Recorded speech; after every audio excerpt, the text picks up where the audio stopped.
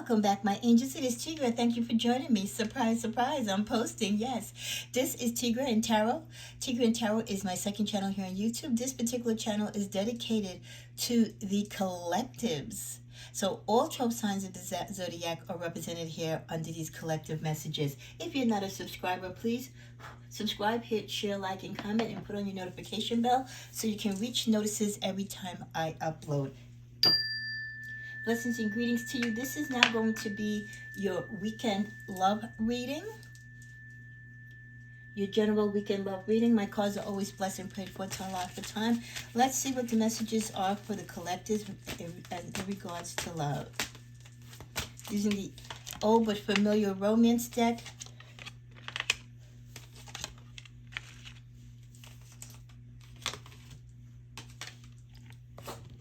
Well, for many of you, you've been waiting for someone special to come into your life, and the universe kind of agrees you should continue to do so.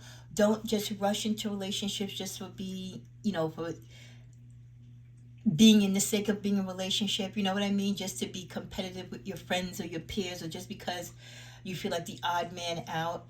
Be in a relationship because it's the relationship for you. It's what you want. It's what you desire and what desires you. So give up the energies and the wants and desires of those rebound relationships, just being with people again just to be fronting, you know what I mean? Keep it real and let God work in your life. Let God work in your relationships. I think that's where many of us make mistakes. We always want to direct everything when it comes to love, and sometimes we just got to trust and let the universe help and guide us. And more importantly, we need to take the time to adapt to and adhere to the lessons that we have learned so that we don't make the same mistakes in the future. So getting this card of worth waiting for when it comes to divine timing and love in your life, I think is just a reminder to say, listen, love is going to happen when it's supposed to happen in your life. And if you want the right person to come into your life, you have to allow that person, first of all, to be present. You need that person to be perfect in their life and ready in their life to come forth to you. So the divine timing might be great for you, but maybe your significant other is still going through something. Maybe they're still going through their karmic lessons. So is the perfect love or the right love for each of us worth waiting for? Absolutely. Until such time, many of you will continue to call in your soulmates. And the universe is letting you know, yes, you will have many loves or many partnerships with people that you will have soul tie connections or soulmate connections to. But don't mistake, soulmates are so different than your twin flames or those who you will be permanently connected to. We have many soulmates, and all of our soulmates don't necessarily have to be romantic ones. But for many of you, as you visualize and you try to bring to pass the type of relationships that you want, yes, people will come in the interim to be your companion, to be your partner, to test you out, sort of like for the universe, to see if you're ready for your true love to come. For many of you, it means learning to keep an open mind, not being set in your ways, always wanting the same type of girl or guy, to partner with. Be open. Don't necessarily think that you have to date within your race, or that you have to date within the same sex, or that you have to do anything conventional. Do what works for you and your needs and your partner's needs. Stop trying to look for that same person or that same individual with the same characteristics. Take time to acknowledge that there might be a pattern on the type of people that you find yourself attracted to. Are you attracted to that bad boy? Are you attracted to that high-end girl that's pretty but has the demands? Are you attracted to a particular type that maybe has addictions like yourself? By keeping an open mind and opening up the door to other different possibilities of love and different characteristics, different lifestyles, like I said, different cultures, will really open up the opportunities of love for you. So keep in mind that yes, your soulmate may differ from your usual type and expectations, and when they do, keep an open mind because it's a good thing. Many of you giving your relationship a chance, if you're in a relationship right now or you're trying to reconnect with one, in order for you to give your relationship a chance, the universe is reminding you you're both going to have to work on it. And then maybe for some of you who are thinking about giving up, the universe is saying, hey, before you give up, Don't take the easy way out, especially for those of you who are committed contractually, do a marriage, do some type of legal agreement.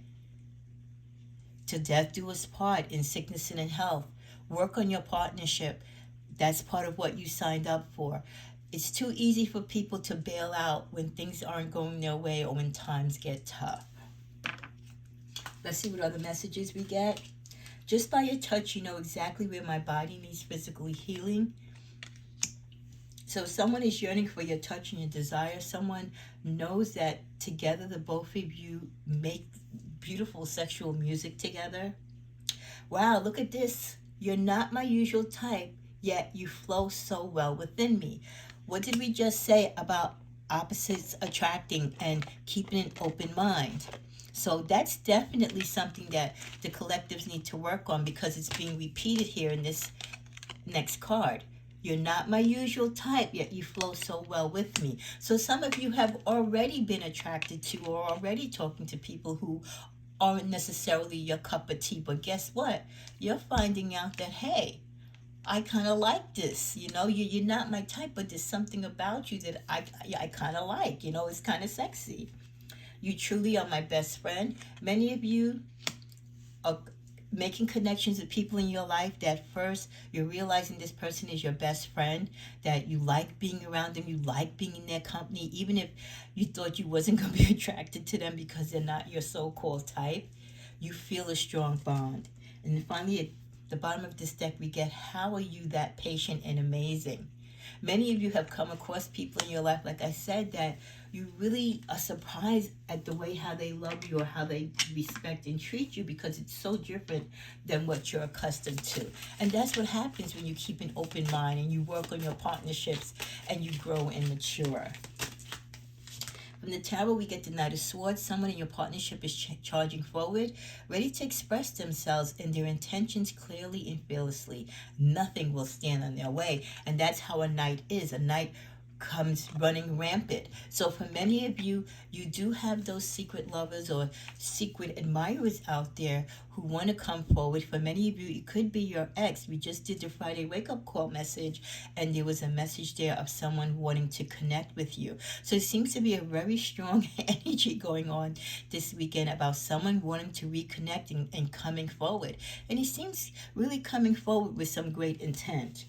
We also get the message from the Page of Cups. Someone wants to surprise you by expressing themselves emotionally, bringing a sense of joy, enthusiasm to your journey of love. Allow your heart to listen to what might not yet be spoken. Tapping into keeping an open mind. There's someone, could be the same night, could be someone else that wants to speak something to you. Could be an ex coming back, expressing his sorrow, expressing his feelings, his true feelings to you. Because we know people say the most horrible things when they break up, but deep down, that's not how they truly feel. So keeping an open mind and allowing someone to come into your space to speak what could be their possible truth that they've never spoken to you before. Wow, isn't that exciting? And then finally, we get the Nine of Swords. You're letting your internal fears get the better of you by repeating negative beliefs or mindsets. Bring your focus away from fear and back to love. Others of you are fearful to let love in. You're fearful to either connect with someone new or by connecting with someone back with the past. And you've got to let that go. You're holding yourself back emotionally, and you're holding back the possibilities of new love. We also get the message of a better perspective. Many of you need to have a better perspective on how you look at life, how you deal with love, and how you forgive yourself for past mistakes when it came to love. Some of you could be, this is your energy where you're envious of someone, or someone could be envious of you and your love partners. Someone that some of you are talking to or just meeting, you need more information on this person, so tread very slowly with them. A lot of you are operating from a position of strength, whereas in the past, you were weakened by what has happened to you in your love life. And then finally, for many of you, it's not about loving others. It's not about envying other people or their relationships or getting to know people. You're putting your time and energies in the here and now, loving yourself. Let's get some final messages for our general love reading. Ghost, the energy of someone from your past This person could have ghosted you, left you, and even though they're not there with you physically, in spirit, this person is still beside you. So there is the energy, very strong energy, like I said, coming first from the wake up call reading for this Friday, and now into tapping into the weekend reading for love of someone definitely missing you from your past. We also get the energy of wisdom.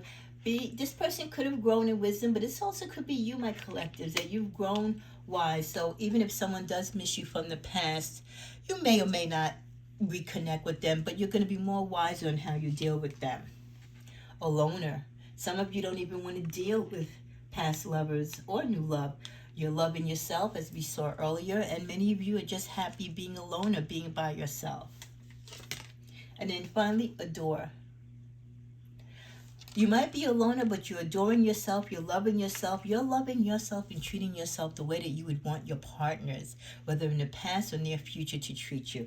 Let's see what's in the middle of the deck. In the middle, we get telepathy. This also came out in the Friday wake-up call message I just did. So many of you, I feel, are connecting. There's a spiritual connection. There's some type of telepathic spiritual conversation going on between you and someone from your past. There's someone either trying to reach out to you or vice versa. This could be someone that you had a real strong soul tie connection. These are the type of relationships like where, you finished this person's last sentences, you kind of knew each other, like you would call them just at the moment when they were thinking of you, that type of energy.